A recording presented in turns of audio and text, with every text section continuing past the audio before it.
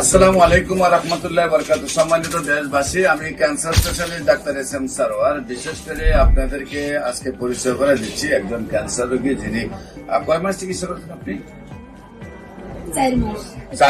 4 মাস চিকিৎসা হয়েছে এবং নিজেকে আল্লাহ রসের সম্মতে উনি খুব অল সাইড উনি সুস্থ মনে করছেন। আমরা ওনাকে দেখাই আপনাকে, উনি অ্যালোপ্যাথিক চিকিৎসায় ওনার এই যে অবস্থাটা, এখান থেকে ধরে এখানে হয়ে এই জায়গা পর্যন্ত ওনার অপারেশন হয়েছে।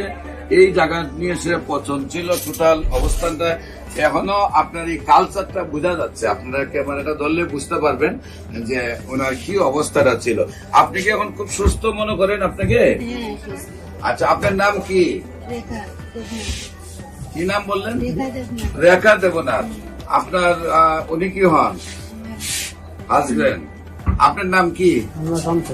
সন্তোষ। আপনার স্ত্রী? আপনার স্ত্রীর নাম হলো কি? রেখা। আপনাদের গ্রাম কোনটা?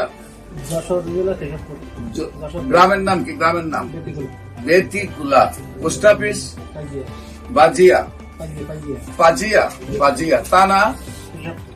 হ্যাঁ, কেশবপুর। জেলা যশোর। আপনার ওয়াইফের কিভাবে অসুস্থ হন এবং কিভাবে সুস্থ হয়েছেন একটু আপনি বলেন। এখানে একটা ওষুধ নতুন হয়েছিল পোটালের মতন, পরীক্ষা করে দেখা গেল ওটা ক্যান্সার।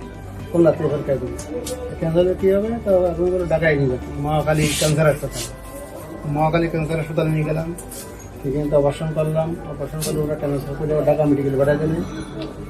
দিদি ওরা বললো অপারেশন সাকসেসফুল হয়নি, অপারেশন আবার করতে হবে। আমরা প্রথম ঢাকাতে আসছেন, আপনার এলাকা থেকে পাঠাইছে ক্যান্সার হসপিটাল মনে, সেখান থেকে আপনার পাঠাইছিল ঢাকা মেডিকেল এবং এখানে চিকিৎসা করে অপারেশন করে সাকসেস হন নাই। 2 বার করছেন অপারেশন, তাও সাকসেস হয়। আচ্ছা, আপনার অ্যালোপ্যাথিকে আমার এখানে আসার আগে কত টাকা খরচ হয়েছে আপনার? 5-7 লাখ টাকা। কয় মাসে? প্রায় 5 থেকে 7 লাখ টাকা আপনার খরচ হয়ে গেছে। তারপরে আপনি আমার ভিডিও দেখে আমার কাছে চলে আসছেন। আসার পরে কয় মাস চিকিৎসা হলো? 4 মাস চিকিৎসা। এখন রোগীর কি অবস্থা?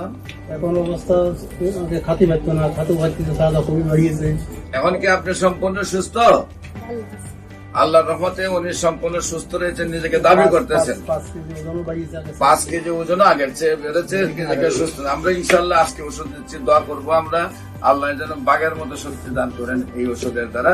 এবং দেশবাসীর কাছে আমরা দোয়া চাই, উনি যেহেতু সুস্থ হয়েছেন, উনি যেন আজীবন সুস্থ থাকেন, ওনাকে যেন ক্যান্সারটা রিটার্ন না আসে। আপনারা দেশবাসী যারা ভিডিওটা দেখেন সবাই তার জন্য দোয়া করেন।